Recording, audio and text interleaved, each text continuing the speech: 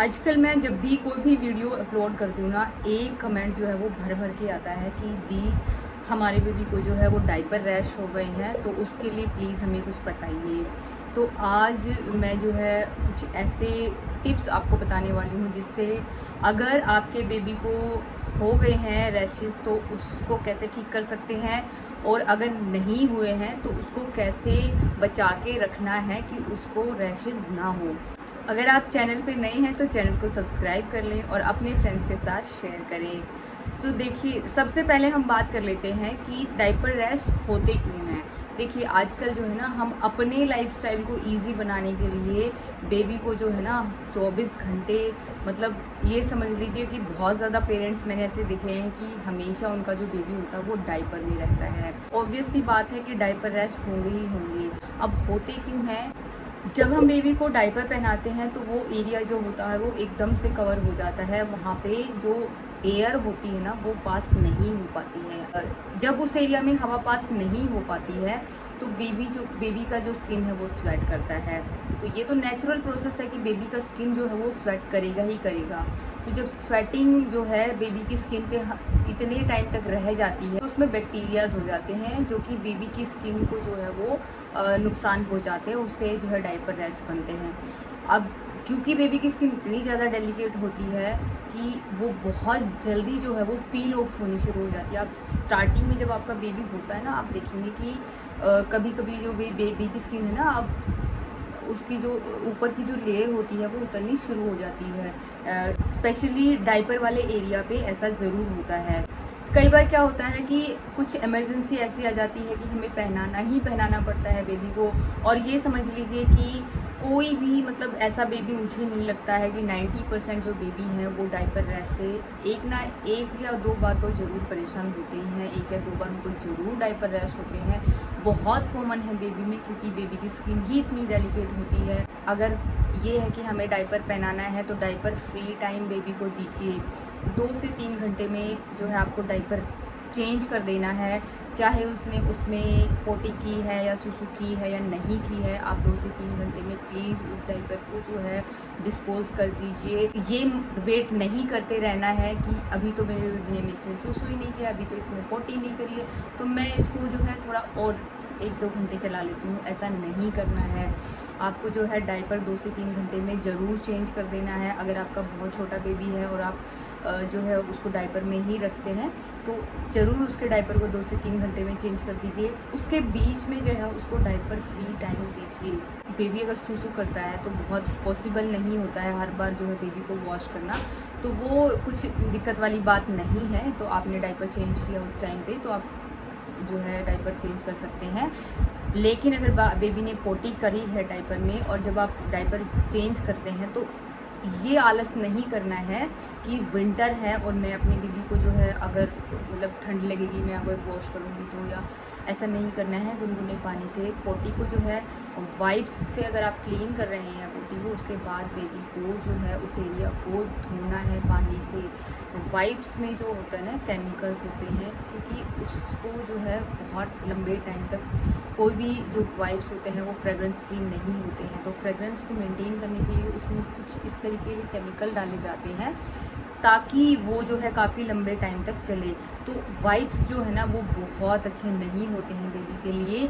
उससे जो अच्छा होता है वो होता है डैम्प कॉटन, यानी कि एक कॉटन, बहुत अच्छी वाली कॉटन लीजिए, मेडिकल स्टोर से ले लीजिए। उसके छोटे छोटे पीसेस आप करके पानी में उसको डुबो के स्क्वीज़ करके और फिर उस एरिया को क्लीन कीजिए। आप दोनों में फ़र्क देखेंगे कि वाइप्स क्लीनिंग के टाइम पे बेबी की स्किन जो है वो बहुत इरिटेट होती है, चाहे वो कितनी भी अच्छी क्वालिटी का वाइप हो। लेकिन जब आप सूखी कॉटन से कभी भी साफ़ नहीं करना है, बेबी का कोई भी एरिया सूखी कॉटन से साफ़ नहीं करना है, चाहे बेबी क्लीनिंग हो गई हो, कोई भी एरिया बेबी का जो है सूखी कॉटन से क्लीन नहीं करना है। हमेशा अगर क्लीन करना है कुछ भी एरिया बेबी का तो कॉटन को जो है वो पानी में डिप करना है, उसको स्क्वीज करना है, उसके बाद उसको क्लीन करना है। तो आप जो है वाइप्स जो है अगर सिर्फ इसलिए रख सकते हैं कि अगर जैसे बेबी ने पोटी की, आपने क्लीन किया और बेबी को वॉश किया, पैट ड्राई किया, उसको बेबी को जो है वो ड्राई करना है थोड़ी देर। उसको अगर हो सके तो थोड़ी देर खुले उसमें रखिए, उसके बाद जो है नया डायपर उसमें पहना सकते हैं। अब डायपर पहनाते टाइम कुछ लोग ये पूछते हैं कि दी कौन सी क्रीम लगाएं कि हमारे बेबी को डायपर रैश ना हो।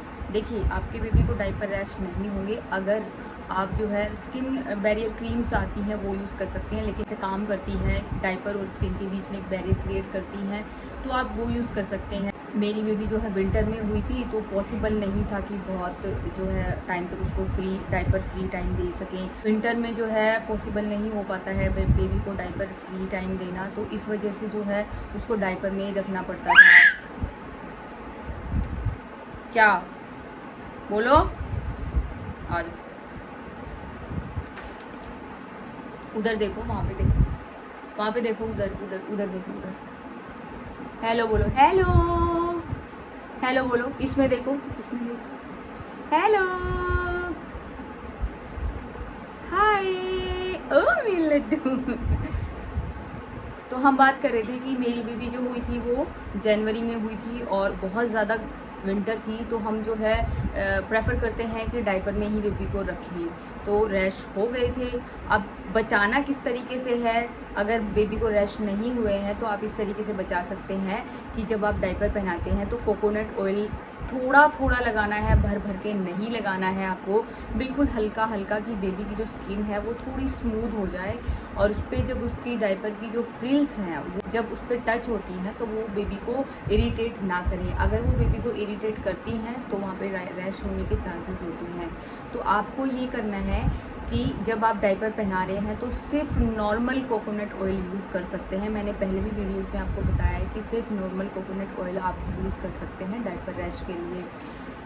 अब अगर हो गई है, देखिए, तो मैं आपको 2 क्रीम्स बता रही हूँ, वो आप अगर यूज़ करेंगे तो उससे आपके बेबी की जो डायपर रैश है वो ख़त्म हो जाएंगे। लेकिन मैं आपको एक बार बता देती हूँ कि अगर वो क्रीम सिर्फ आपको तब यूज़ करनी है अगर आपके बेबी को रैश हो गए हैं।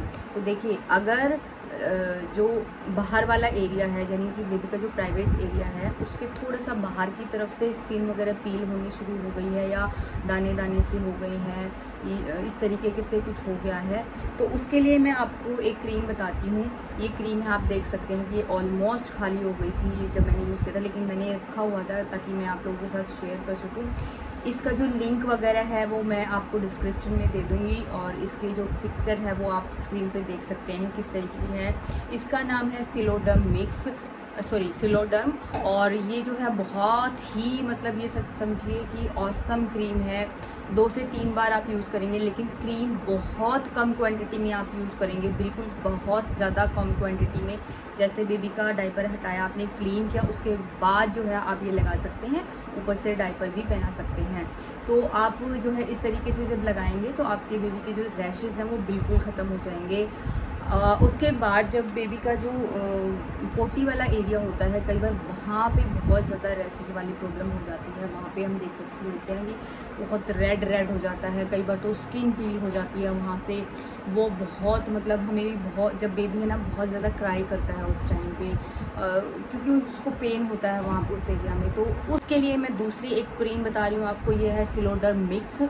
ये सिर्फ और सिर्फ आपको 1, 2 या 3 दिन लगानी है उस एरिया पे, ज़्यादा नहीं लगानी है, और सिर्फ उसी एरिया पे लगानी है जब बेबी को जो है वो प्राइवेट एरिया होता है, पोटी वाला प्राइवेट एरिया होता है, वहाँ पे अगर बेबी को जो है वो स्किन पील हो गई है, बहुत ज़्यादा रेड हो गई है, तो वहाँ पे ये वाली क्रीम आप लगा सकते हैं। रैश के लिए जो है मैं कहूँगी आपको कि आप जो है ये सिलोडर्म वाली सिंपल वाली क्रीम लगा सकते हैं अगर हो गए हैं तो। जब रैश ख़त्म हो जाते हैं तो ये क्रीम जो है वो डिसकंटिन्यू करनी है आपको कंटिन्यू इसको नहीं यूज़ करना है। तो आप ये 2 क्रीम लगा सकते हैं अगर रैशेज़ हो गए हैं तो। मैंने पहले वीडियोस में बताया है कि मैं अपनी बेबी को जो डायपर है ना वो सिर्फ और सिर्फ तब पहनाती हूँ जब मैं उसको बाहर लेके जाती हूँ। तो मैं घर में कैसे मैनेज करती हूँ, देखिए, इस तरीके की नैपीज़ आती हैं जो बहुत ही मतलब हौजरी वाले कपड़े की होती हैं, वो जो बहुत मतलब ये कह सकते हैं कि चीप प्राइस में आपको मिल जाएंगी, तो आप वो ले सकते हैं।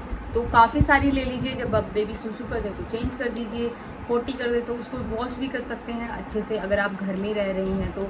और अदरवाइज़ आप जो है, जब ये तो हो गया दिन में जब बेबी खेलता है या जो भी करता है, अगर बेबी सो रहा है तो देखिए, जब तक बेबी क्रॉलिंग या रोलिंग वगैरह करना स्टार्ट नहीं करता है तब तक तो बहुत ही ईजी होता है बच्चे को डायपर फ्री रखना।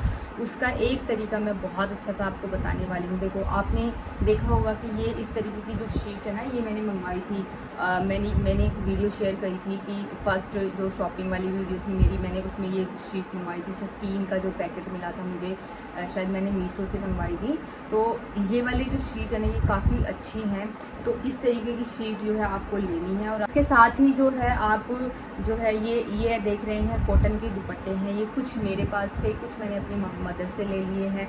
तो आप जो है वो पुराने कॉटन के दुपट्टे हैं उनको अच्छे से क्लीन करके और एंटीसेप्टिक लोशन वगैरह में से अच्छे से क्लीन करके रख सकते हैं। आप इसको रोज़ क्लीन कर सकते हैं और रोज़ जो है यूज़ कर सकते हैं। एक जो है मैंने ये जो है वाइट कॉटन का मैंने ये लिया हुआ है। ये बेबी का जो है मैं हेड के नीचे लगाती हूँ और ये जो है डाउन साइड में लगाती हूँ, जहाँ पे बेबी जो है वो सुसु कर सकता है। तो जब आप बेबी को सुलाते हैं और बेबी जो है सुसु करता है तो आप इसको चेंज कर दीजिए, दूसरा दुपट्टा लगा दीजिए। 2 या 3 दुपट्टे, 4 दुपट्टे मैक्सिमम आपके लगेंगे और आपकी डे और नाइट पूरा जो है वो निकल सकता है। ऐसे बहुत सारी लेडीज़ है ना, ये कहती हैं कि दी हम तो सिर्फ रात को ही डायपर पहनाते हैं। रात को जो है बेबी कंफर्टेबल सोएगा तब जब आप बेबी का जो है डायपर फ्री रखेंगे। तो जब आपको बेबी को सुलाना है नाइट में या डे में, तो आप इस तरीके से कर सकते हैं। हेड की तरफ आप ये क्लीन का क्लॉथ और नीचे की तरफ क्लीन जो दुपट्टा है उसको रख सकते हैं और इस तरीके से आप जो है डायपर फ्री टाइम भी दे पाएंगे और बेबी जो है वो आज आसानी से सो भी पाएगा। और ये बहुत ही अच्छा तरीका है, ज़रूर अपनाएं। आई होप कि आपको वीडियो जो है हेल्पफुल लगी होगी। अगर आपका कोई भी कंसर्न है बेबीज़ की प्रॉब्लम को लेके या मदर की कोई भी प्रॉब्लम को लेके, तो आप मुझे कमेंट करके बता सकते हैं। मैं उस पर जो है जल्दी ही एक वीडियो बना के आपके साथ शेयर करूँगी। तो मिलते हैं नेक्स्ट वीडियो में। तब तक अपना और अपने बेबी का ख्याल रखिए। Stay healthy and be positive.